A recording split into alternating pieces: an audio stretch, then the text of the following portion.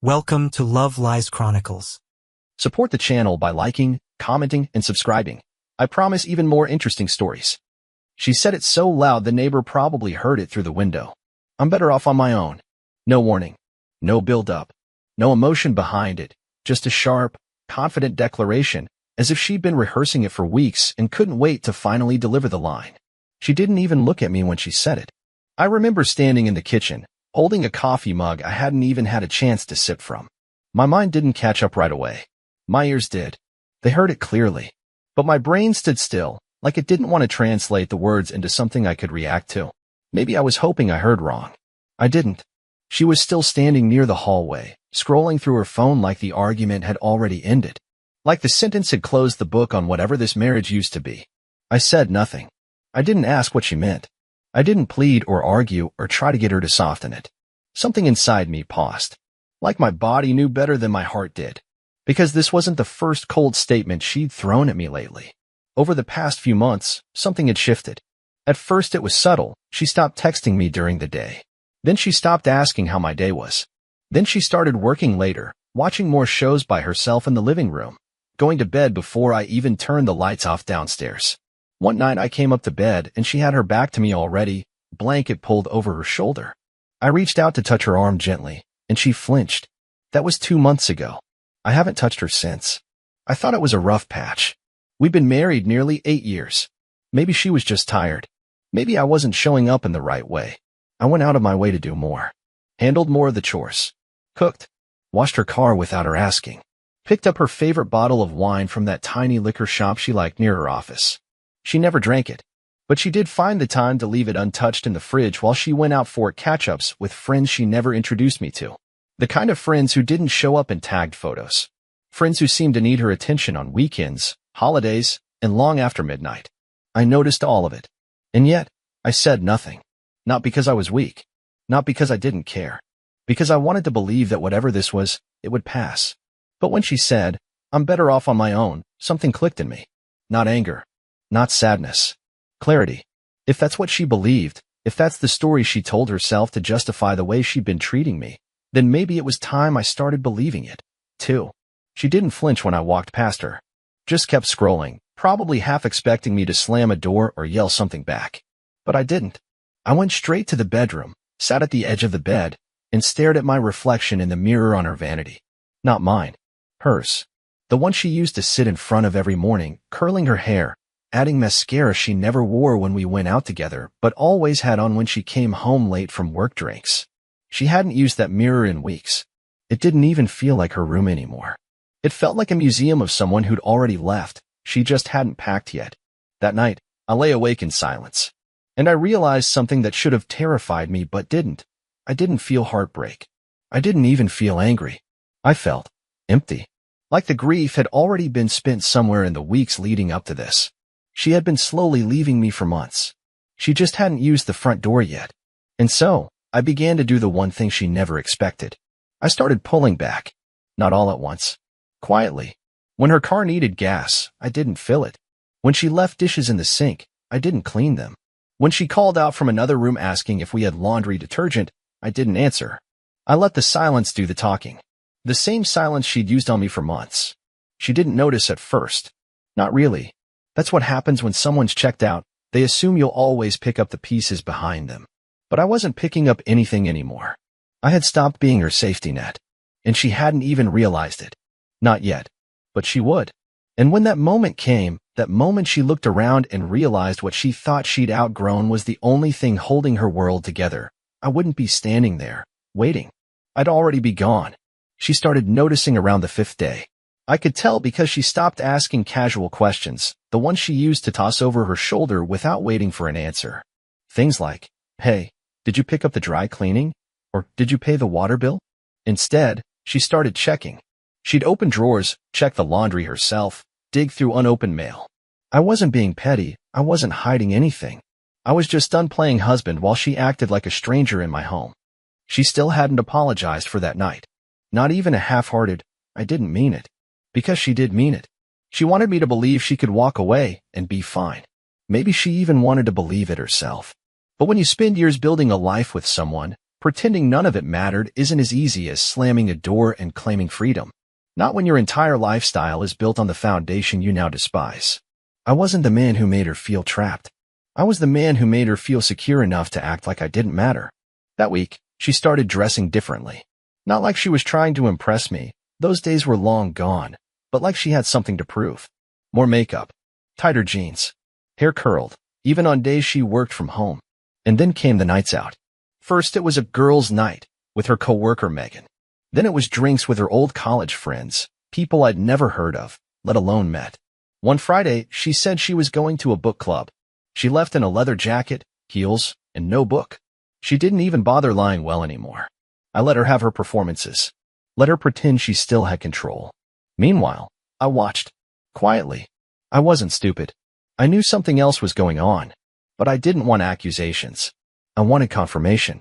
So I started paying attention to the details she thought I was too blind to notice. She'd go to the bathroom with her phone now. She used to leave it charging in the kitchen overnight. Now it never left her side. She laughed more at messages than she ever did at my jokes. She even changed her passcode. What she didn't know was that her smartwatch still synced to the iPad she kept in her desk drawer, the one she'd forgotten about since she bought her new laptop last Christmas. It took me 5 minutes to find it. 10 more to figure out where the texts were syncing from. And then, there it was. A message. From someone saved as Dean. Work. Last night was too short. You're dangerous in that dress. No response from her in that thread. Nothing that night, anyway. But there were more. Teasing. Jokes. Inside references. Calls logged late. Midday messages like, just seeing your name makes me smile from him. I scrolled slowly. Not trying to torture myself, just trying to be sure. She hadn't crossed the line yet. But she was dancing right on it. And she liked the dance. She liked the attention. The validation. She liked being the one pursued. The one wanted. What she didn't like. Being seen. Dean didn't know the version of her that left laundry for days or screamed at her husband across the kitchen. He didn't know her silence, her emotional coldness, the way she weaponized distance until it became unbearable. He saw the woman in lipstick and a wine glass. I saw the one in sweats and contempt. She didn't love him. Not yet. She just loved the way he made her forget what she was destroying. That night, she came home late again. 11:17 p.m. I watched from the darkened hallway as she tiptoed in like a teenager avoiding her parents. She didn't realize I was awake. She didn't ask if I had eaten. She went straight to the bathroom, light spilling out across the floor. I stood there, staring at that light, thinking about everything I'd read. Every smile and miss me yet, and can't stop thinking about you Dean had sent her over the past few weeks. And I realized something she didn't know yet. She thought this was a game she could win. She thought I was still sitting in some emotional cage, waiting for her to choose me again. But I had already left her. Quietly. Methodically. And I wasn't done yet. The next day, I reached out to the one person she never saw coming, someone I hadn't spoken to in over a year. Her older sister, Mia. We never got along. Not really. But Mia had always seen her sister's flaws. The same way I had. And Mia wasn't exactly a fan of Dean, because he used to date one of Mia's best friends. Apparently, Dean had a pattern. And Mia? She loved exposing liars. Mia called me that same night. She didn't even sound surprised. I always knew she'd get too comfortable, she said before I even got a word in. You sure you're ready for whatever this brings? I nodded, even though she couldn't see me. I've been ready since the night she said she's better off alone. Mia wasn't the type to hold back. Never had been.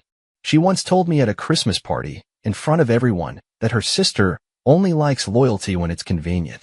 Now, suddenly, she was offering hers to me. I sent her the screenshots, not all of them, just enough to paint the picture. She didn't hesitate. Dean, she scoffed. The guy who got kicked out of Julie's apartment after 2 months for texting her roommate? That Dean. Bingo. Apparently, Dean had a little problem with boundaries and commitment. And, from what Mia said, a fondness for emotional manipulation wrapped in wine-night flattery. He was a fantasy. A mask. And he was exactly the kind of man who disappeared the second reality asked for more than compliments and suggestion. Still, I wasn't here to start a war. I wasn't going to play the same games my wife was. I just needed Mia to do one thing. Feed the fire. All I asked was that she casually mention to my wife that she'd heard something interesting about Dean. Not an accusation. Just enough to plant doubt. The kind that eats from the inside out. Mia agreed. Smiling, probably.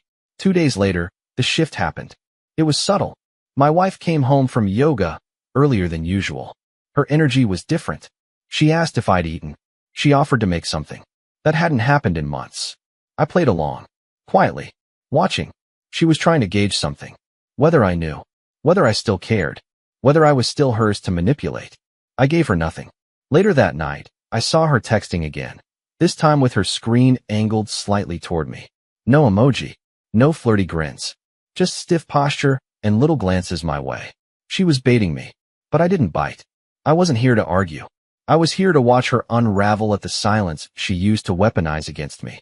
The next morning, she asked if I wanted to take a weekend trip, said we needed a reset, even used the word us, a word she hadn't said in months. I told her I had work, didn't even look up from my coffee. Her smile faltered. Good, because the illusion was breaking. Not for me. I had shattered that months ago, but for her. She was realizing that the version of me she thought she could take for granted was no longer available. That night, I called the bank and separated our accounts. I'd been preparing this for a while, slowly moving things without triggering alarms. My paycheck no longer hit our joint account. Automatic transfers were canceled. A new card with only my name sat in my wallet, untouched, waiting. She hadn't noticed yet. She would. The real crack came the following Sunday. She came downstairs looking anxious, phone in hand, makeup half done. She looked at me like she wanted to say something, but didn't know how. Finally, she muttered, "Do you think we're okay?" I shrugged. "I think we're exactly where you said we should be." She flinched like she'd forgotten her own words. But I hadn't. I never would. Later that evening, I stepped outside to take a call from Mia. She was laughing. "Thought you'd want to know. Dean blocked her this morning." I didn't say anything. I just smiled. "I guess he wasn't so enchanted after all," she added. "Want me to stir the pot a little more?" I considered it. But no. The silence was doing more damage than any rumor could. Because now, she wasn't sure what was real anymore. She didn't know if I knew about Dean. She didn't know if I still cared. She didn't know if I was staying or going. And that uncertainty, it was undoing her. I saw it in the way she lingered at the kitchen counter. The way she checked her phone, then hid it, then checked again. The way she started asking questions she once rolled her eyes at. "Did you sleep okay? Do you want to do something this weekend? Do you still love me?" I didn't answer that last one. Not yet. Because the time for answers was coming. Just not the one she was expecting. She was spiraling now. I didn't need to dig through her phone or follow her car to see it. You could read it in her posture. In the way she lingered at the kitchen table like she was waiting for a conversation that never came. In the way she kept trying to fix dinners that only a few weeks ago, she'd rolled her eyes at when I cooked them myself. That Friday night, she pulled out my favorite beer. The one she never bought, made a show of opening the fridge and placing it in front of me like it was a peace offering.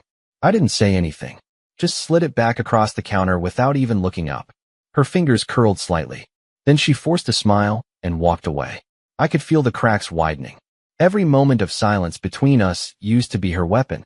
Now it was mine. And I wasn't just using it. I was building something with it. A life without her. A plan she didn't know was already in motion. Because while she was spending nights chasing the thrill of attention, I had been reorganizing everything. The lease renewal? Signed in my name only. I'd negotiated that months ago when I offered to handle our property taxes. The utilities? Transferred. The spare credit card she used for groceries and gas. Already shut down. I left it active just long enough to avoid suspicion. Her name still sat on some of the paperwork, but by next week, not even that would remain. I was disappearing from her life. But not loudly, not with slamming doors or shouting matches or public scenes.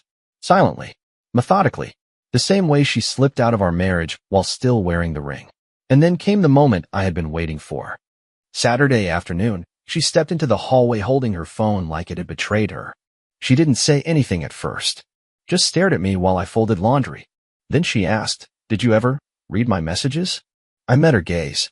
Calm, unflinching. "No." Technically true. She bit her lip, eyes narrowing. "Because I think I owe you an explanation." No? Now she wanted to explain? She sat on the arm of the couch, body angled like she wasn't sure how close she could get without tipping something over. There was someone. Kind of. But it didn't mean anything. It wasn't physical. I waited. It was just texting. Stupid stuff. I think I was just lonely. I don't know. I felt like we were drifting and I made a mistake. Still, I didn't speak. She exhaled slowly, voice soft. I stopped. I blocked him. I want to work on this. On us. I don't want to lose what we had. Had. That was the key word. Because what we had was gone. Burned out under months of silent contempt and quiet betrayal. But she didn't know that I'd already let go. That I'd stopped needing her apology weeks ago. That forgiveness doesn't always come with reunion. I nodded once. Not as an agreement, but as acknowledgement. And that seemed to give her hope. For a moment, I think she believed she had a chance to reclaim something. Until Sunday morning. She woke up late, stretching like she had nothing to worry about. She walked into the kitchen in one of my old shirts, the one she used to wear when we were good. But the counter was clear. No coffee. No breakfast. No car in the driveway. Just a printed letter on the island. You were right. You're better off on your own. So am I. The utilities will run through the end of the month. After that, they're not my concern. The lease is no longer shared. The bank cards are canceled. There's no confrontation coming. No angry words. Just distance. And silence, this time, mine. I left my keys in a bowl by the front door. By the time she finished reading that letter, I was already checked into a short-term rental on the other side of the city. A place she didn't know. A space she'd never enter. I didn't need her to call. Didn't need closure. The silence she used to punish me had become my freedom. And now? She was the one listening to it echo back at her. I didn't hear from her for 2 days. No calls. No texts. No emails. Just silence. Ironic. For once, she was the one experiencing what I had endured for months, waiting for a response that never came, wondering what the silence meant, replaying moments she thought she controlled, now suddenly terrified of what they might have cost. On the 3rd day, she called. Once. Then twice. Then 5 times in a row. I let them all ring out. Later that evening, I got a message.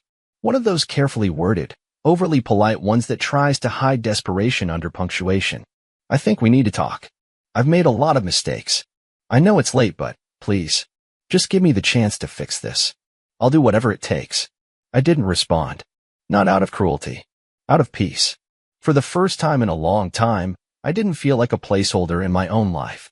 I didn't feel disposable or invisible or unworthy. I felt like a man who finally chose himself. She didn't expect that. She thought I'd be angry, reactive, begging for closure, for explanation. But I didn't need either. The moment she realized she'd thrown away something real, I was already too far gone to be reached. The next morning, Mia texted me. She showed up at Mom's crying. Said she didn't think you'd actually leave. I smiled. Of course she didn't. She thought she had time. She always thought she had time. But the truth is, she ran out the moment she said, I'm better off on my own. She just didn't hear the door quietly closing behind her. But what if I had handled it differently? What if, instead of silence, I let her talk? We met at a small diner the following week. Neutral territory. She wore a sweater I'd bought her last winter, like it might trigger some kind of nostalgia I couldn't fight. Her eyes were glassy. Her voice cracked. She laid everything out, Dean, the lies, the guilt. She said she'd never stopped loving me, that she just got caught up in wanting to feel wanted, that she never expected to lose me in the process. I listened. Then I reached into my coat pocket, pulled out a sealed envelope, and slid it across the table. Divorce papers. She stared at it like it might bite her. I said nothing. Not because I didn't care, but because I did. For too long. And I was done bleeding for someone who only missed me once I was gone. When she reached for my hand, I stood up. Take care of yourself, I said softly. You'll need to. And I walked out, leaving the echo of her sob behind me. But there's another version I sometimes imagine. One where I forgive her. One where she shows up at my door, not with excuses, not with tears, but with brutal honesty. She tells me about the emptiness she couldn't fill, even with attention from someone else. She tells me about the regret that eats her alive at night, about the memory of the man she took for granted, and how losing him made her realize what real love looks like. And for some reason, I let her in. We don't jump back into marriage. We don't pretend like none of it happened. But we rebuild. Slowly. Painfully. She earns back what she broke. I learned to trust what shattered. And maybe, just maybe, we find something stronger than what we lost. But that version? That version depends on who she chooses to be after the silence. And some people never leave the echo chamber they built for themselves. Dear listeners, please share your thoughts in the comments, and do not forget to like, share, and subscribe to the channel.